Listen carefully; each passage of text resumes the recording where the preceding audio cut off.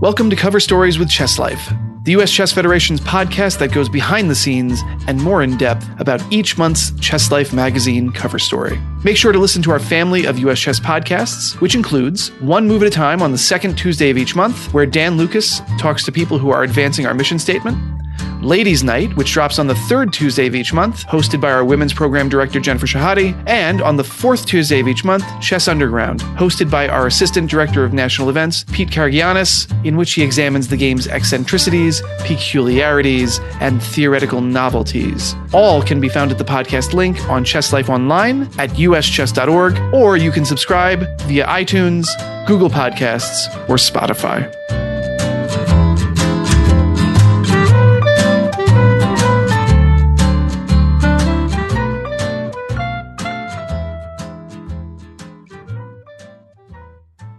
Welcome to a special edition of Cover Stories with Chess Life.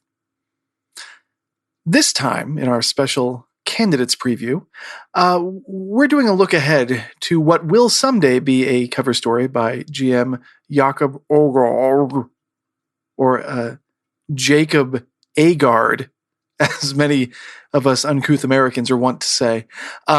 Jacob and I sat down over the weekend to discuss the candidates tournament, which starts, my goodness, it starts the end of this week, and offer some thoughts about who we think the favorites might be.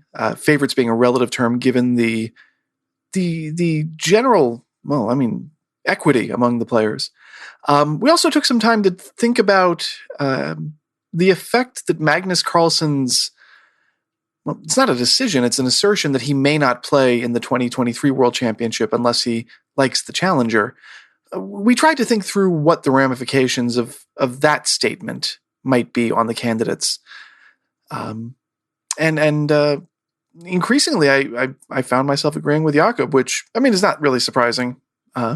He's a very smart man and certainly knows the chess world inside and out, but it surprised me given my traditionalism. Anyway, enjoy this special edition of Cover Stories with Chess Life, and come back to Chess Life Online for our daily coverage of the 2022 Candidates Tournament, featuring annotations by GM Jacob Aagaard.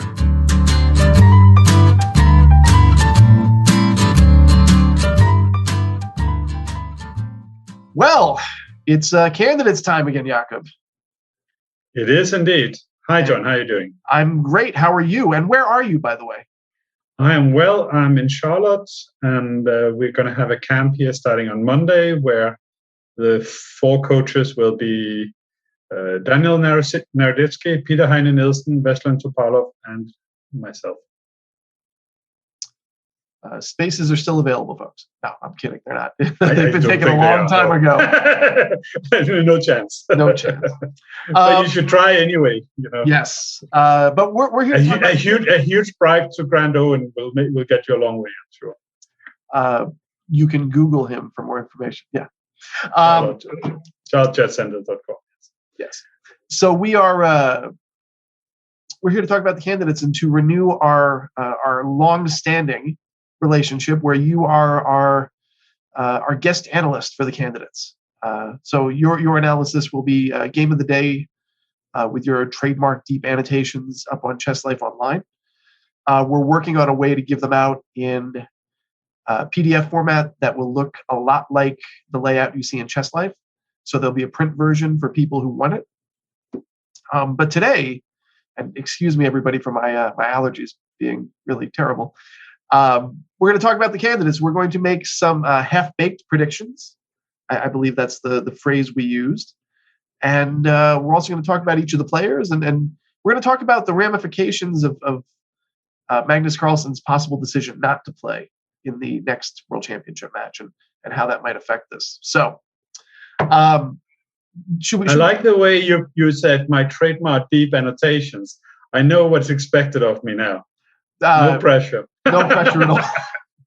I honestly don't think. So first the test. You're going to ask me if I know all 8 players of the candidates, and I have not looked it up. I failed the other day, so if you can do all 8, you're doing better than me. I'm going to try. So Ding Liren. Yes. Alireza Firouzja. Yes. Fabiano Caruana. Yes. Duda, Yes. Laporte, Yes. Rajabov, Yes. Ding Liren. I think you already said Ding. That's my trick. That's how I get to 8.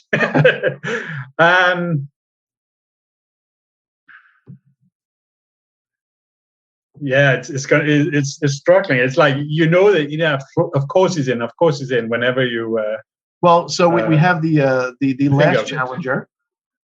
Yeah, we have Ian Nepomniachtchi, and then we have the streamer.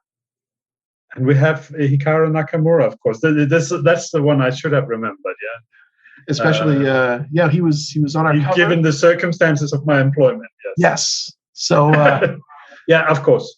We're not contractually obligated to root for anyone, by the way. But from my perspective, it certainly would be nice to have an American in the World Championship. Or two. Or it could be two. That is true. Let's sort of talk. Let's answer the big question first. Who is your favorite to win this whole thing? I don't think there's a favorite. I should start by that, but then I should make a prediction about who actually will win it, and I'm going to be very uncontroversial and say Fabiano Caruana might win. Why do you think he is your choice? Okay, so I have a simple indicator for winning this tournament, and it's not rating. This is important. It is whether or not you are used to winning top events. And Caruana certainly is. But with Ding Liren and Firouzja and so on, they have not really won top events. And we have seen this in the past. I remember that before 2014, the blogosphere was very, very keen on Anis Giri's chances. Of course, he ended up with the best result of all times with 14 draws. And I personally believed that Nakamura might have a chance there. And then I realized after the tournament, and especially after 2016, where Karjakin won and came very surprisingly, according to rating and expectations from everyone, I realized that really having a track record of winning top events is a much better indicator than anything else. Karjakin, when he won in 2016, he had just won the World Cup. He was second in the previous candidate. He had won Norway chess 2 times in a row. He really had a tradition of winning events. While if we take, for example, the current lineup, everyone's favorite and to some extent also mine, there is Firouzja, who's a very nice young man who I've known for many, many years, and I visited his house in Tehran once. He doesn't really beat 2,700 players very often and haven't done very much. So, for example, when he won the Grand Swiss, he didn't beat anyone over 2,700, to my recollection. And then he made this super result in the European Team Championship, where he did beat Mamedyarov. But otherwise, again, it was on the back of beating players of a mere 2670. Guys who would roll me over at every turn, But if you look, for example, at 2018, do you remember who was the rating favorite? I don't. I don't. Mamedyarov. Do you remember the seeding of Caruana? Showing my fifth. I do not. Yeah. Fifth, and he won it effortlessly. I thought that the fact that he was very close to winning 2016, where if he had won with Rook and Bishop against Rook against Svitla, he would have gone into the last round only needing a draw against Karjakin. I needed to win and tried hard and lost. But his track record of winning top games, winning when it matters, I think really is important here. So there are some players I would sort of count as being between outsiders and no chances. So if we sort of start with that, Duda is not strong enough. He's obviously very strong for individual games, but over 14 games against the best players in the world, I don't see it. See, he was my dark horse. He was going to be and just to lay my cards out, I also have to agree with you. I think Caruana must be the slight favorite. But if anyone was going to surprise, I thought it might be Duda. He might surprise, but I don't think he will surprise and win the tournament. He's just not strong enough. He is certainly much stronger than he was just a year ago, and he's getting stronger all the time. Is it just that this is it just too early in his career for him for this? Or maybe he will never get there. I don't know. But there's no shame in getting to number 5 in the world. Yeah. It's not like there's no criticism of anyone here, with one exception, which is Rajabov, who I predict will end in last place and will lose 15-20 rating points. Wow. Okay. What do you think of Nakamura's chances? I think over 14 games with all top players like this, it's going to be very, very tough. I would put him again as sort of on par with maybe Duda and Rapport. Rapport maybe is a little stronger, but with these guys who can maybe have a great result, but winning the event seems just a little bit much. And with Hikaru, it's we saw in the Grand Prix that in individual games he could play extremely well, but the consistency over 14 games, I'm a little skeptical. But I would love to see him win it. I really would immensely love to see him win it. But I have to say that he's. I think there's only like 2 tiers of players. Well, 3 tiers. 2 tiers of players, and then there's Rajabov, who is my no chancer. But we have maybe, let's say, 3 players who are our favorites, which is the 3 top seeds: Ding Liren, Alireza Firouzja, and Fabiano Caruana. And that's the favorites. And then you have 4 outsiders. And maybe an outsider can make a second place and get a world championship match. So it's not a stupid thing necessarily. That was a beautiful segue, by the way, into the elephant in the room that any discussion of the candidates really has. But let's go through the other players. Everyone knows that Magnus might not play. So I put Nepomniachtchi in the outsiders, and I put him with little chance of winning the tournament. And the reason why he won last time, in my opinion, is that the tournament was cut in 2. He doesn't do well in long events. I said it very early on.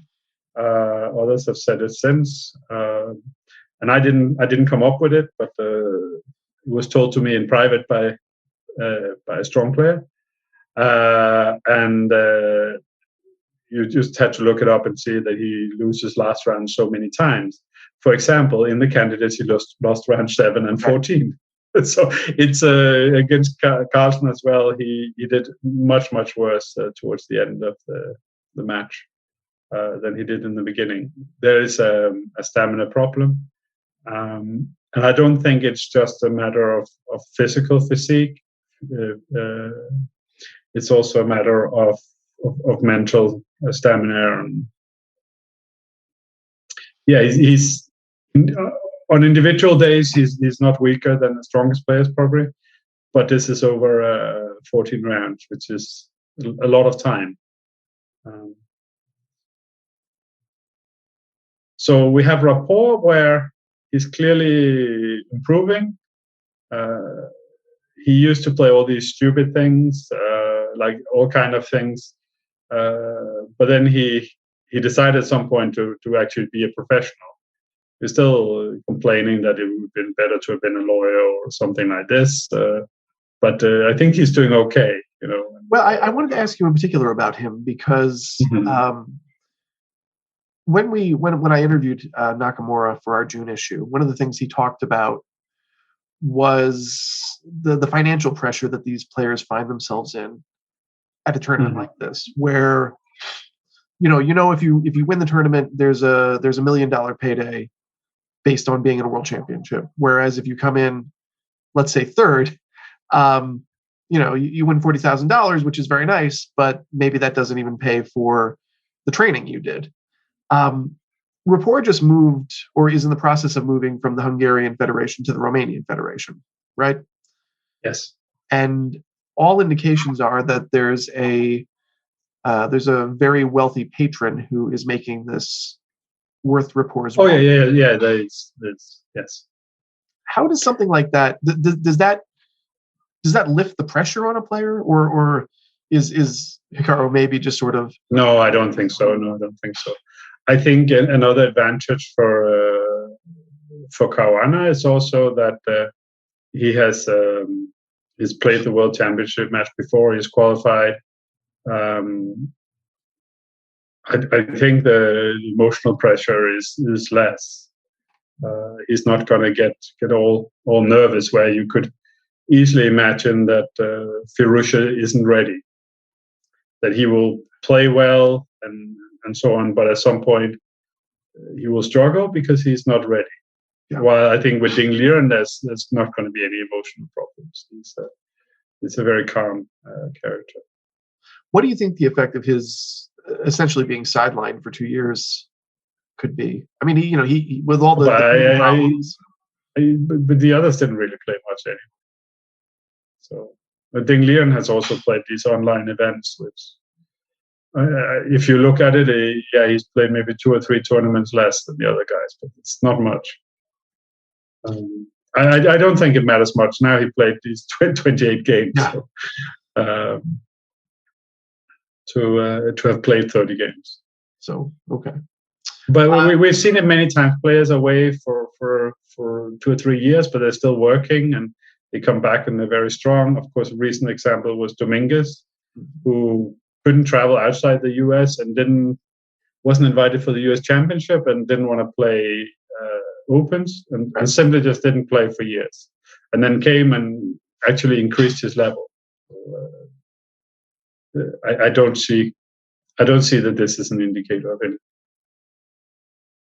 If they don't work, it's a different thing. Yeah. So who else do we have to talk about? We've talked about Nepomniachtchi, Duda a little bit. Duda, we talked about Duda. Yeah. Winner of the World Cup, but he won his important matches in rapid. So he beat Vidit in a very nice game in classical chess, but Vidit is not of the level of any other player of the candidate. So your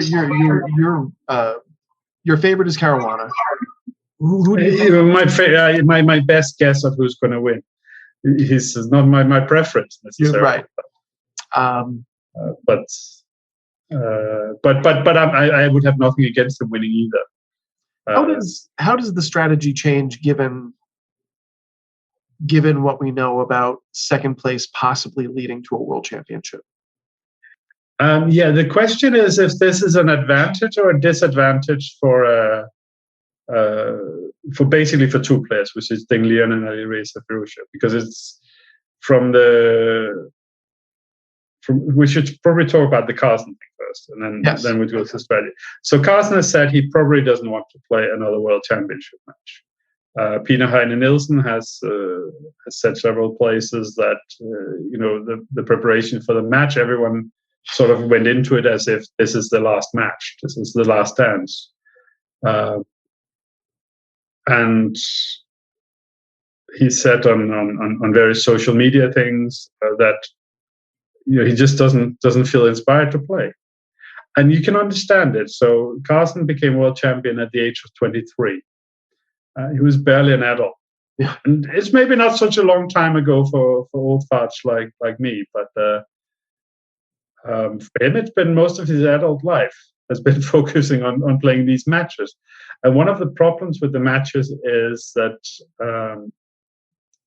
really only 1 out of 5 matches has been between the two strongest players in the world, which was the 2018 match. Right. So I think chess has a huge problem. I don't think the system is working.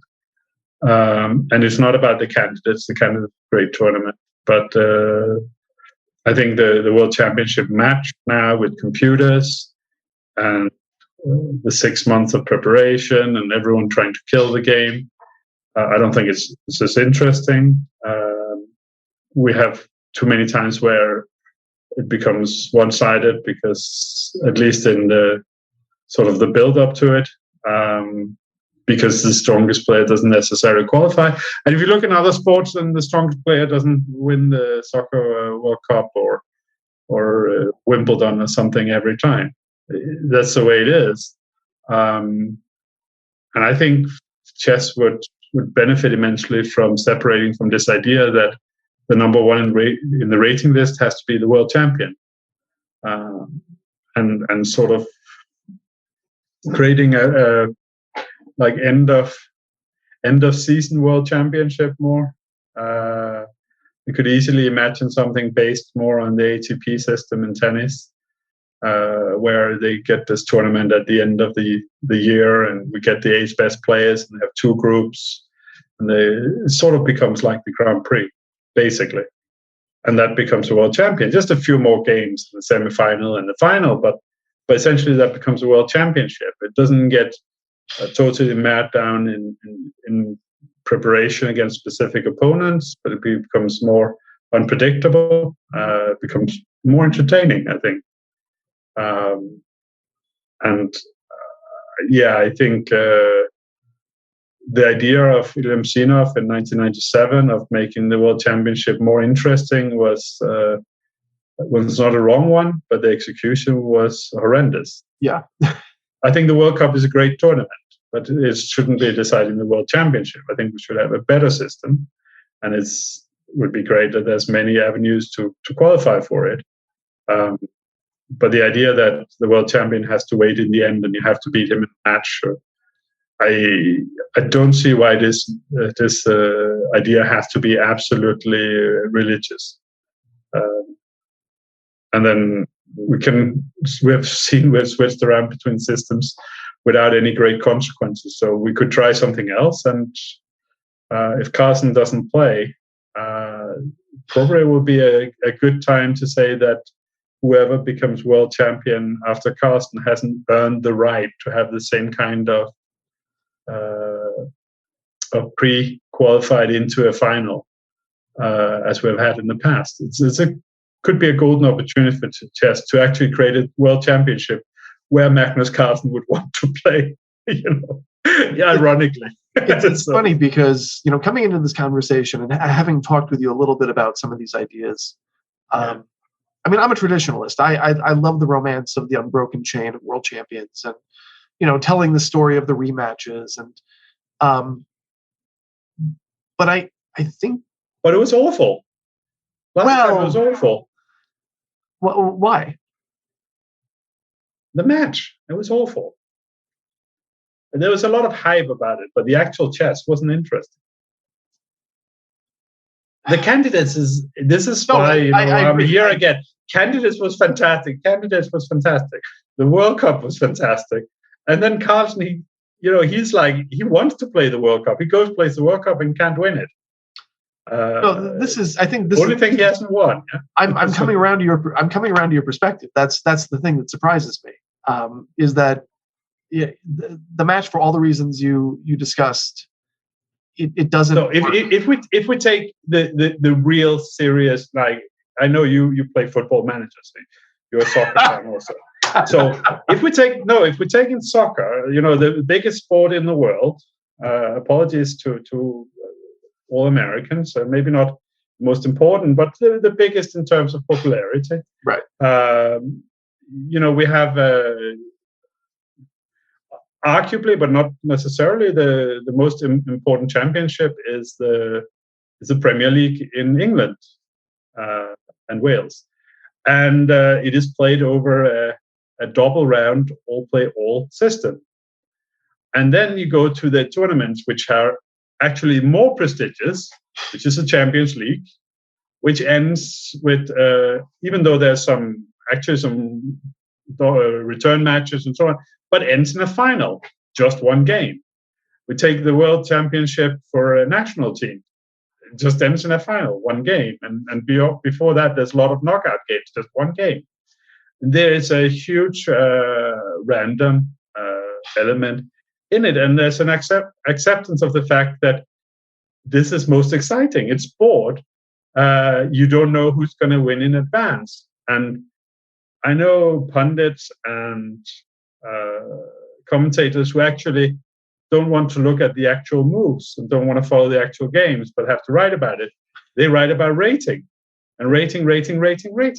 And as I said in the beginning, the rating doesn't indicate who wins the candidates. When was the last time the rating favorite won the candidates? I don't know, but you're going to tell me. I'm pretty sure it was 2013 when Carlsen won. It's fine. I was trying to do my research beforehand, but I didn't get to finish reading all of this. So I will take your word on that. That was the FIDE book of the year, I think. And I haven't seen it.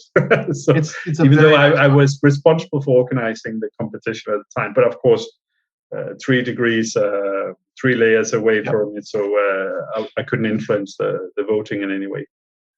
So I think you certainly are not opposed to some significant revamping of the World Championship system. I increasingly am not opposed to it, which is something that surprises me even as I say it right now.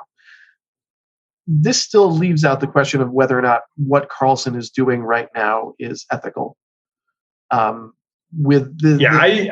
think there's nothing unethical about not wanting to play. There is no obligation for him because he wants to play chess, that he wants to sit in this 6-9 month preparation for one specific opponent and then this match with not necessarily a great atmosphere for the player, and everything is so much tied into this, and it has been pretty uninspiring from a chess point of view, I think, for him at least the last 3 times. Yes. So I understand why that he's been there.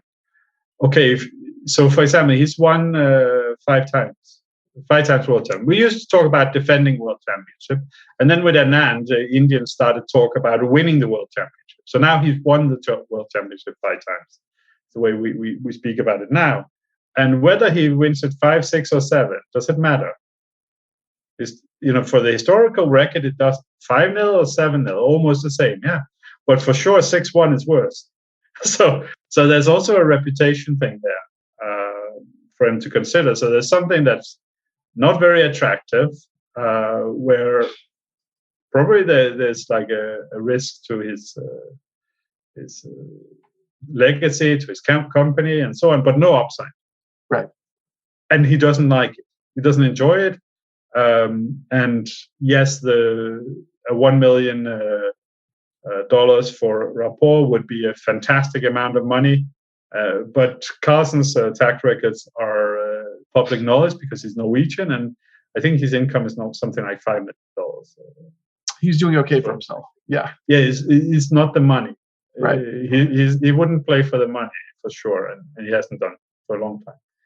But this is all right. But there's just nothing of that. But the idea of going out and speaking about it, this is without withdrawing, like being in this limbo and saying, "Oh, I will play if certain players, like for example, Fioruccia wins," and it's clear that it's certain players is Fioruccia and Ding Liren. That creates a dynamic for the candidates where the players are going to go and play there, and it's like, is second place okay? And it's like, we could come into see a situation where it is either very damaging for Ding Liren and Fioruccia because everyone who sort of from early start want to neutralize them. You can imagine everyone trying to draw them so they don't get a chance to pick up any lucky wins, which you definitely need. You need to play well and be lucky to win the tournament. So you could have that situation where, for them, maybe they can be kept back because the sort of if one of these two guys wins, then there's no second place. The second place doesn't matter. Or it could be that it's a huge advantage to them because they can go for first, and if they miss and get second, they still get a match. You don't know. So it's very difficult to work it out. But my feeling is that we can say in 3 weeks that for some players, these statements have made their chances worse. Yeah. And accordingly, for some players, it will have made their chances better. And I don't think that's appropriate to make such statements. And I think FIDE should have clarified the situation once Carlsen had made the statements. But yeah, it's on the other hand, there's no skullduggery, there's no playing games from Carlsen's one. He's simply just expressing his emotions. So it's there might not be ill intent, but he's still putting his thumb on the scale, and I think that's my problem. And it's one of those things with which grade A athletes in which sport that thinks very, very highly about the well-being of their competitors. So it's we often get these, we often see these things in sport. So we should say that compared to other things we have seen in chess over the last few decades, it doesn't make it up to a yellow card. Let's say it this way. But he should get a stern talking to. Maybe not a yellow card. No, we have other behavior where, and I'm not going to mention anything where, we can come with one example here, which is Sergey Karjakin, which beyond the fact that he's let's say it as it is, he's an idiot who believes in the TV and is happy to have met the president and for the president to see him as a useful idiot. Yeah. He's not a great strategic thinker. He's not a great fascist or anything. He really believes the Russian propaganda on the TV. It's you have to understand it. And we have seen through history a lot of people who believed a lot of things which were just lies, and that's as far as we're going to go in talking about that. But he has also he has a track record of unfair play, stemming back from when $30 or €30 a game for his Grandmaster title, and replaying of a game that was drawn, and they played it again. And the guy didn't take money for it, but he agreed to play it again, and then Karjakin won it. And that's how he became the youngest Grandmaster, which by my counting with 6 or 7 other players would have become the youngest Grandmaster at some point, had it not been for Karjakin. The first one being Magnus Carlsen, which he did okay for himself. So let's not think about him, but there are others where it would really have been the avenue for life-changing sponsorships. Sindarov from Uzbekistan, I think. Definitely Pragnananda, definitely Negi, definitely Gukesh. People can go and look up the list. There's 1 or 2 others who probably would have been youngest of all time at the time. And that's why it was so nice that Avi Misha did it faster than Karjakin. Yes, he did it in maybe the easiest place in the world to do it, but he did it fair and square within the rules. Right. And as we've seen now, while we're speaking, he's playing in St. Louis and doing extraordinarily well. Yeah. He is very, very, very strong. He is not. There's nothing dirty about it. I knew him before he made the title. He had been in some online camps I've done, and he's a very, very impressive young man. So, this was very nice. But if we think like Karjakin, he qualified to be, get a red card many times, and didn't, but only got it over the situation where other players would not have played the candidates. It's literally the only reason he was removed. Right. And the basis of his removal was very dodgy, in my opinion. But people always disagree with the legal decisions, and I still appreciate we have a legal system, and I accept that it makes the decision it did. So in that, thinking about that, then okay, Carlsen saying he doesn't want to play a match. I think he should. I think he shouldn't have done it, but it's not more than that. But it is one of those things where you're trying to think it through strategically, and you get really dizzy. Yeah. And, I'm sure that players have done that, some of them as well. My only concern is that it's the just using the card analogy. It feels like it's almost to the point where if he doesn't get the result he wants, he doesn't care what card he gets because he's leaving the system. And that's, which again, whatever commercial interests are, whatever. And again, I absolutely take at face value what you said, that he's not, there's no malicious intent when he's. But he has left the system before. Here's a little history is maybe useful, because in the 2010-11 cycle that led to the 2012 match, he was in the Grand Prix, and he left it, announced that he was not in it, and FIDE put him back in it. He had to announce it again that he was not playing, and he didn't want to play the candidates in Kazan in 2011, which was won by Boris Gelfand, because he thought the system was unfair and random. And Boris is my man, but he had a point. So let's say it this way: Boris was not the favorite going into the tournament, and winning a lost position in a rapid game with Kamsky is maybe a little bit on the tightrope. So, for him to leave a system where he doesn't like it, he's done it several times. I just wish he would have done it before. I just wish there was. I think like the high ethical point is, it would have been better if he had said, "I don't want to play this anymore. Please, FIDE, prepare yourself for either changing the system," which his previous said he wanted to have more rapid in it, which doesn't make sense to me. But he has the ethical thing would be to say, I don't like this format, I'm not playing it anymore, and good luck and all the best, and thank you for good years. Instead of this, I'll see who wins. Right. The alternative was to say nothing and then wait to see who wins, because it doesn't influence who wins.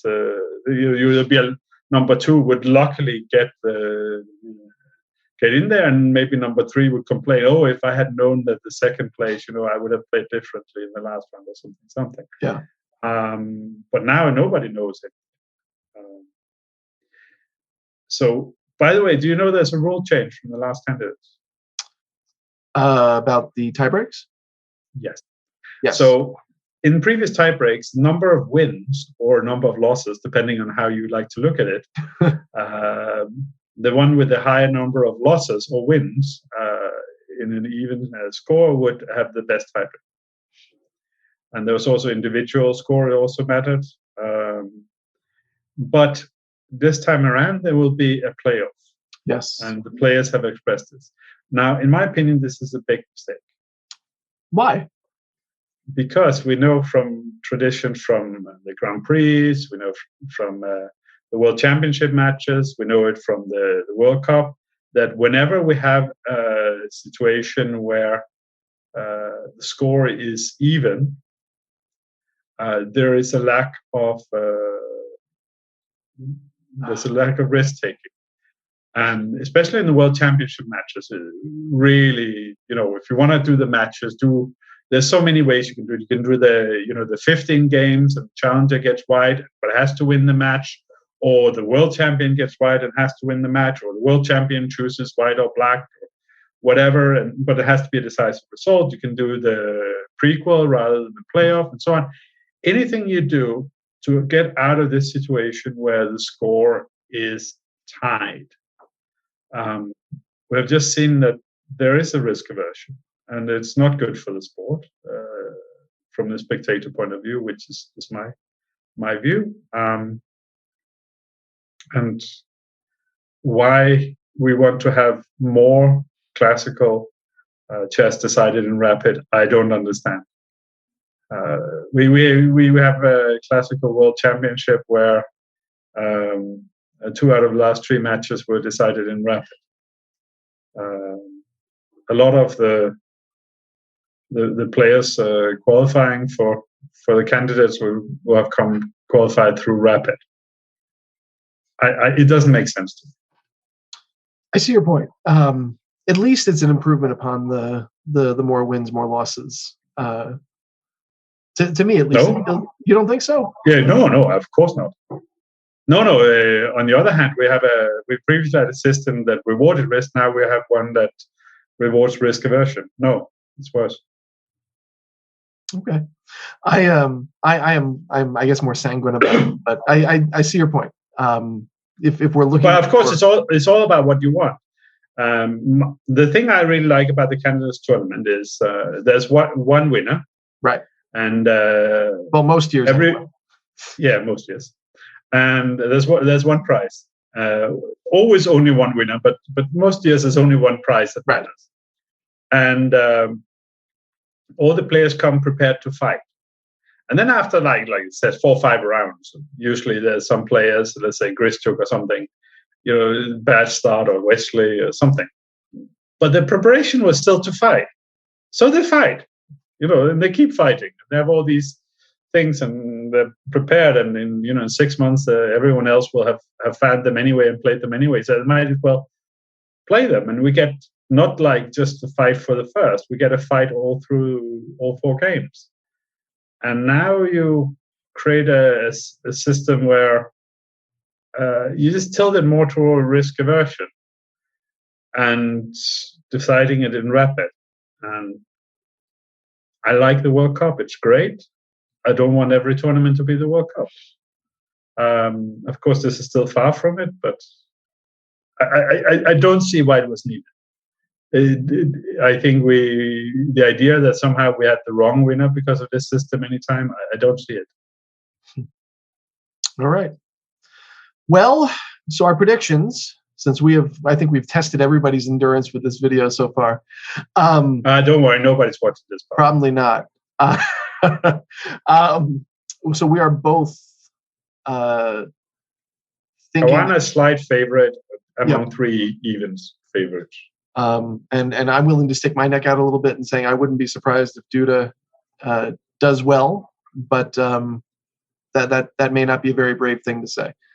I will send you a signed copy of my next book if Duda is in the top 2. Since I probably will do anyway, so it's but works for me. All right. Well, I think we're going to check in probably again at halftime and see if our predictions were anywhere near accurate. But until then, they were very vague. Yes, from experience. we give ourselves wiggle room. That's the way to do it. But play begins on June 17th, and even though you will be at the Charlotte Chess Center, I believe still at that point, you will be doing annotations, and they will be up on uschess.org, and I think everyone's going to enjoy them. Yeah, I think the 17th itself will be the day I will struggle most with delivering quickly. But after that, it should be pretty quickly most days. Yes. I think I will also struggle on the 6th of July if the tournament is still on by then. Tie breaks are on the 5th, so if they go to a second day. I think I'm fine. Yeah. But I'm not sure when my flight back to Europe is. Somewhere around then. All right. Well, Jacob, as always, it has been interesting to hear your thoughts on all of this. As always, well thought out and opinionated, and I appreciate that. And I'm excited to see what this tournament's going to bring us. I think it's going to bring a lot of interesting chess. Who's leading halftime? Who's leading at halftime? Yes. Caruana. Irusha. All right. We will check and see if our predictions were right. Good. Any wins in the first round? First round pairings, I have them right here. Duda Rapport, Ding Nepomniachtchi, Caruana Nakamura, Rajabov Firouzja.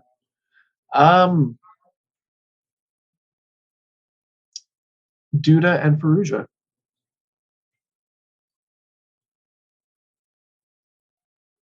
It was Rapport Firouzja, right?